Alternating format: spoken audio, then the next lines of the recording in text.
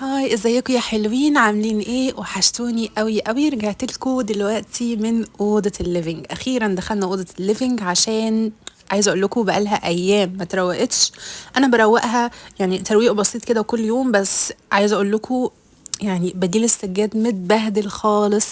انا حطاه فوق السجاده الصراحه لان كنت غسلاها على العيد ومش عايزاها تتوسخ، وفي نفس الوقت كان الجو لسه شتاء فما كنتش عايزه افرش بديل السجاد لوحده. بس هتشوفوا معايا النهارده بديل السجاد اتبهدل ازاي.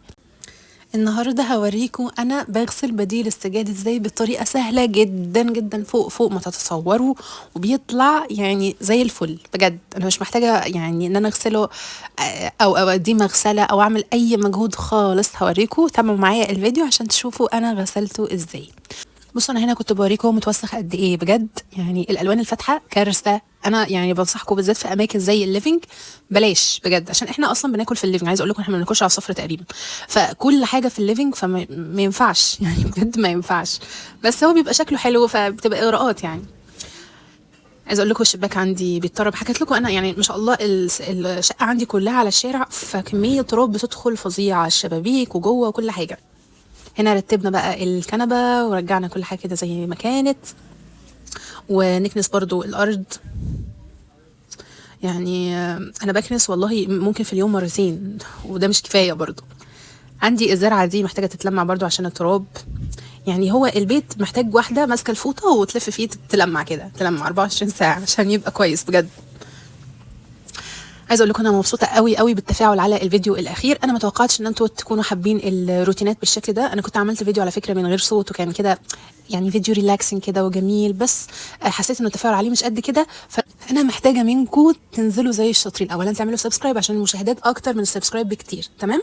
ورقم اتنين تنزلوا في الكومنتات تقولوا لي انتوا عايزين ايه. انا في ناس كتير قوي طلبت مني جوله في الشقه كامله، وناس طلبت الاجهزه الكهربائيه بتاعتي، وناس يعني طلبوا فيديو تعريف عن نفسي. طبعا ده مش دلوقتي خالص، يعني بحس انه يعني بحس اني اتكسف اطلع اتكلم عن نفسي دلوقتي. اولا لسه ما فيش مشتركين كتير، ثانيا يعني انا مش من الناس اللي يعني اللي بتحب تتكلم عن نفسها. يعني بحب انه مثلا لو حد سالني عن حاجه اجاوب عنها، فممكن ساعتها اعمل لكم اسك على الانستجرام اللي انتوا اصلا لسه ما دخلتوهوش. عايزه اقول لكم ان انا برضو عملت انستجرام للقناه، فيا ريت تدخلوا كلكم تعملوا فيه فولو عشان لو حبينا ننزل اسك او اسالكم على الفيديو او اقول لكم كمان ان في فيديو نزل.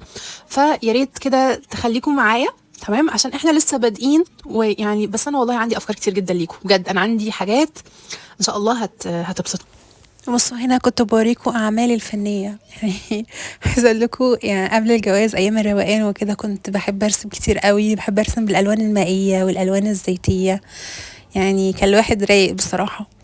عايزه على فكره اعمل لهم يعني اعملهم تابلوهات او كده، فيا ريت تقولوا لي لو في مكان ممكن اعمل فيه حاجه زي كده، اعمل له بس برواز يعني، فاهمين؟ بصوا، هنا هقول لكم انا بغسل بديل السجاد ازاي. انا خدت بديل السجاد زي ما هو كده، طبقته وحطيته جوه الغساله سيمبلي بس. يعني ما عملتش اكتر من كده.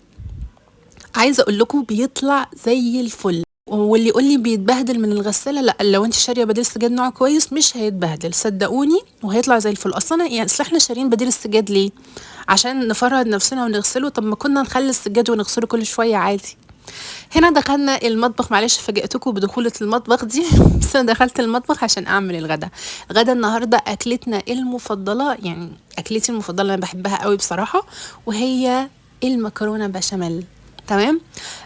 هعمل العصاج معاكم. طبعا البصل اول حاجه، انا بحب احط بصل كتير جدا عشان اولا بيكتر معايا اللحمه، ثانيا بيبقى بيدي طعم حلو. يعني انا مش من النوع اللي بحب اللحمه كده زي ما هي، فبحب اكتر بصل واكتر بهارات وكده عشان تبقى اللحمه طعمها حلو.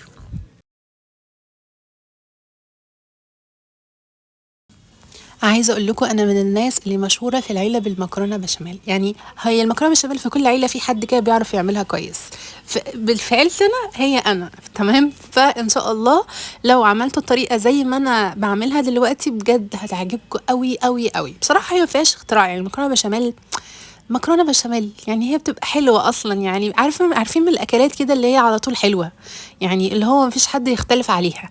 انا في حياتي كلها ما شفتش حد ما بيحبش مكرونه بشاميل بصراحه. يعني قولوا لي بقى في الكومنتات لو في حد ما بيحبهاش، عشان عايزه اقول له انت حد نادر. يعني اي واحده هتكتب الكومنتات هي مش بتحب مكرونه بشاميل، انتي مفيش زيك اتنين بجد. مكرونه بشاميل دي عشق بصراحه، هو ميكس كده يعني زي البيتزا كده، اللي هو من الاختراعات الجميله بصراحه.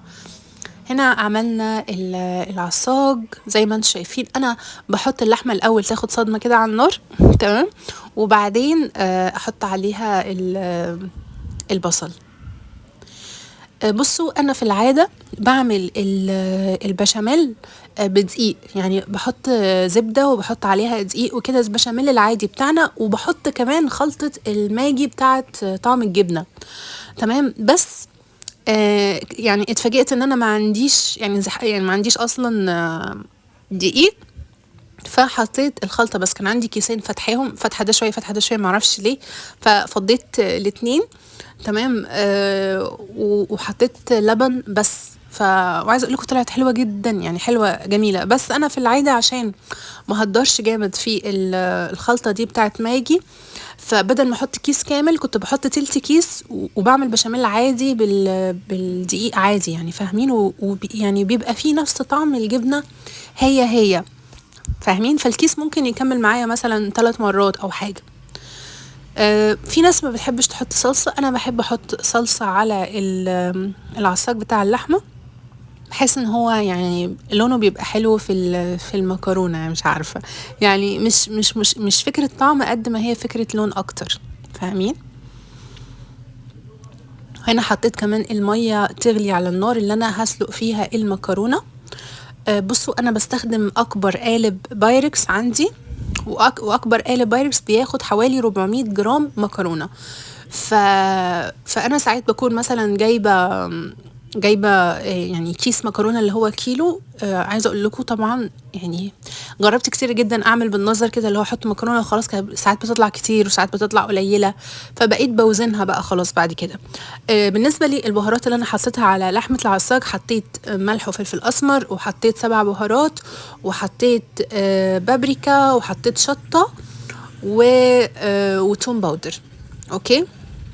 هنا كان عندي حتة موتزاريلا باقية، حطيتها على البشاميل، بتدي طعم حلو. طبعا انا مش من الناس اللي بتحب تحط الجبنة فوق المكرونة، يعني فوق الصينية، لا انا بحطها جوه البشاميل، بتدي طعم حلو، ومش بتضايق مثلا لو اتحرقت او اتلسعت مني، فاهمين؟ هنا وزنت معاكم 400 جرام بالظبط مكرونة، وعلى فكرة جاية يعني بالملي، يعني هي أخدت أكبر صينية بايركس بالملي، فالمقادير مظبوطة جدا. بصوا هنا البشاميل اللي تقل معايا. بص هو لو في دقيق كان هيتقل أكتر من كده الصراحة، أنا بحبه تقيل ما عنديش مشكلة، بس هو حتى كده كان حلو يعني. يعني عايز أقول لكم الصينية دي اتنسفت كلها.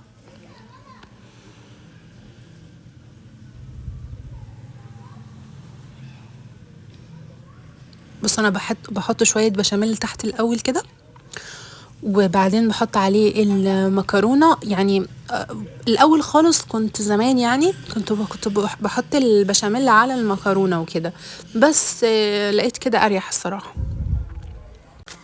لو في اي حد كمل معانا الفيديو لحد هنا، احب اقول لكم انزلوا زي الشاطرين اعملوا سبسكرايب، عشان انتوا بتتفرجوا من غير سبسكرايب وانا كده هزعل منكم بجد. يعني عايزه اقول لكم مشاهدات اكتر من السبسكرايب، ودي حاجه مش حلوة. يعني هل ده معناه انه المحتوى مش عاجبكم مثلا؟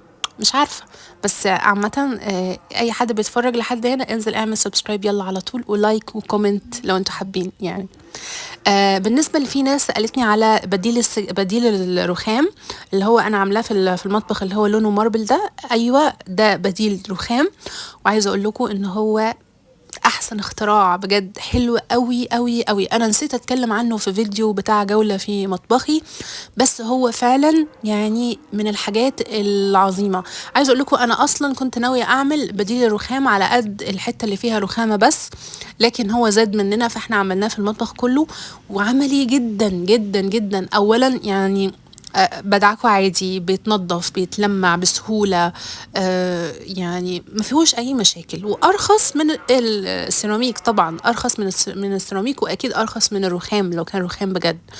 فبديل الرخام أنصحكم بيه، ومن الحاجات اللي طالعة موضة أصلا يعني، فأي واحدة بتشطب شقتها أو عروسة أو كده اعملي بديل رخام، هتلاقيه اوفر واحسن.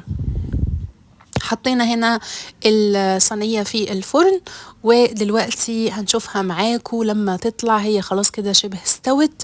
وعايزة اقول لكم انا اتبسطت معاكم جدا في فيديو النهاردة. هو فيديو خفيف، روقنا فيه بس اوضة الليفينج، غسلنا بديل السجاد وعملنا الغدا مع بعض. وبكده فيديو النهاردة يكون خلص. كان فيديو بسيط روقنا فيه أوضة الليفينج وعملنا أكلة حلوة. وإن شاء الله في الفيديو الجاي هوريكم نتيجة غسيل بديل السجاد والسجادة طلعت حلوة إزاي. ومع السلامة، باي باي.